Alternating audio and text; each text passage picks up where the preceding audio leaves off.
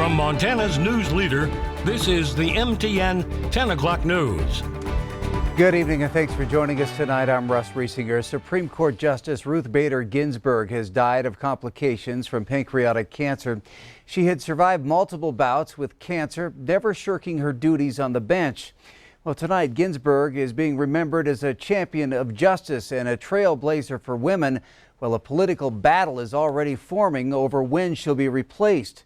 Natalie Brand is at the Supreme Court where crowds are paying their respects. Ruth Bader Ginsburg was a star in the legal world, but most Americans learned her name in 1993 when President Bill Clinton tapped her for the Supreme Court. I, Ruth Bader Ginsburg, do solemnly swear. Poised and soft-spoken, she was a native New Yorker with a stellar resume and only the second woman ever picked for the nation's highest court. Ginsburg had to fight her way along her career path. But being Jewish, a woman, and a mother, she said were 3 strikes that put her out of the game. Having experienced discrimination, she devoted the next 20 years of her career to fighting it. Ginsburg took on a series of landmark cases dealing with gender equality. She argued 6 cases before the Supreme Court and won 5. She welcomed President Clinton's nomination as a step forward for women.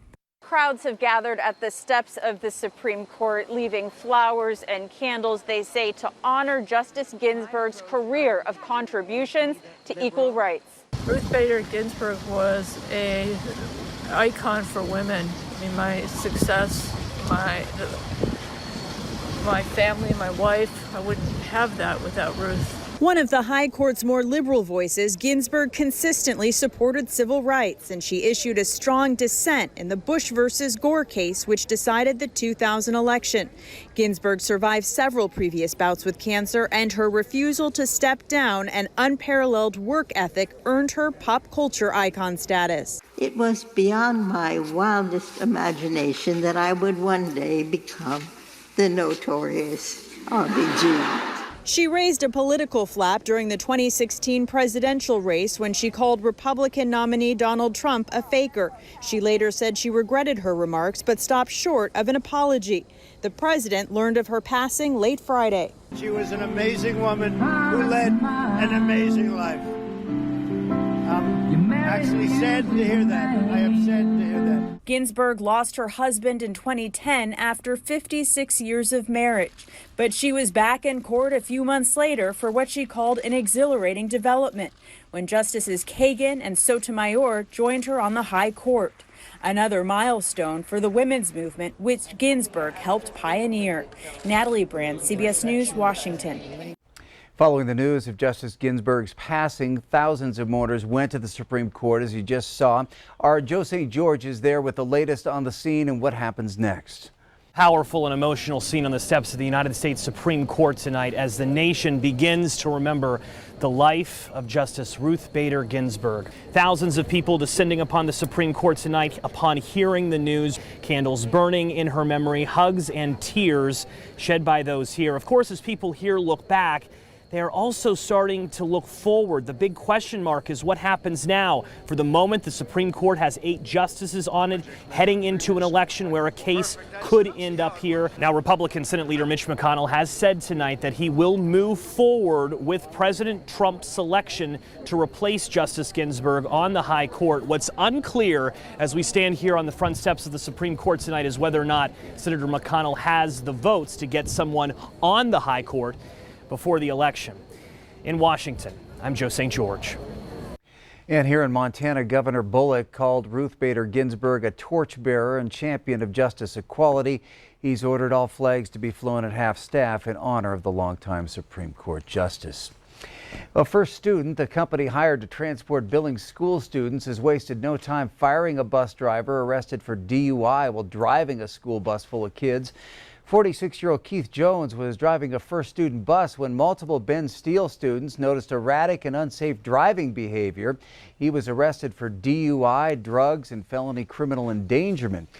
First Student sent out a statement saying, "We are incredibly disappointed by our former driver's actions. First Student has a zero-tolerance policy for employees whose actions may put others at risk.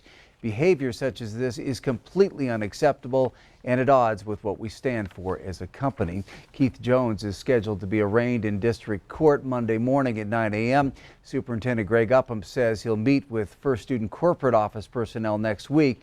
He's requested a full investigation and wants to know what happened and how to prevent anything like that in the future. Well, tonight we've learned of 3 new deaths at the long-term care facility in Flathead County. 11 patients from that facility have now died of COVID-19 related symptoms. And those deaths are in addition to 3 other deaths reported by the state today in Rosebud County. That's a spacious eastern Montana county that has a small population of just about 9,000 people. Brings the state death toll to 150 now as we enter the weekend. This as Montana, for a second day in a row, broke the record of confirmed COVID-19 cases for a single day. 224 new active cases today. 31 new cases reported here in Yellowstone County. Now turning to Chief Forecaster Bob McGuire. And Bob, those smoke-filled skies remained across the state today, but maybe some good news on the horizon. Eventually, you're right, yeah. But let me show you what it looked like today across Montana. This is the Two Medicine Bridge up there on the highlight on Highway 2. Look at how smoky that is. Can you tell that there's actually some mountains behind there? That's right. Meanwhile, here's another shot. This is Reed Point today. A little smoky in that area in Interstate 90. Let's keep it on 90 and go to Lookout Pass. This is over there by Missoula. A little smoky in that area today. Here's the way it actually looked in Missoula. And as you can see, this is from the St. Patrick's Hospital. Very smoky there. Here's the way it looked in Billings when our visibility was down to 7 miles this afternoon.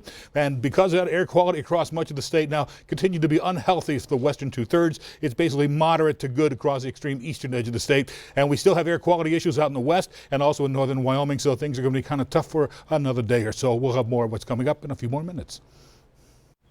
All right, thank you, Bob. Well, one of this year's presidential candidates will be making a stop in Billings tomorrow.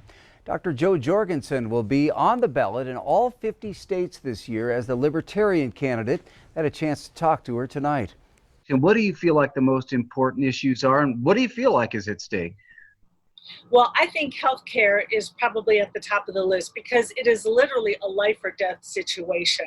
Also, because there's such a message out there that there are so many myths out there. We hear politicians say that the free market hasn't worked, so we need a single payer system, but we haven't had a free market in at least 100 years. And another important issue, I think, is bringing the troops home. I want to turn America into one giant Switzerland, armed and neutral, to bring us home from the 150 countries around the world and to reduce our budget so that we're only protecting our country. There's no reason why we need to be spending taxpayer dollars over in France, Germany, and everywhere else around the world. Well, Jorgensen's platform would include legalizing marijuana and even other illegal drugs like meth and cocaine. She told me that would actually cut down on much criminal violence and other crimes. Her nationwide bus tour makes a stop here in Billings tomorrow afternoon. It'll begin at 1:45 in the afternoon at Riverfront Park, shelter number 3. Still ahead on the MTN 10 o'clock news here on Q2, fresh out of the oven, a local Billings bakery changing the way it does things while still delivering all the favorites. That story coming up next in the Rebound Report. And in sports, Bears, Broncs, and Falcons, all the AA schools in action on the gridiron. Scott will have all the highlights.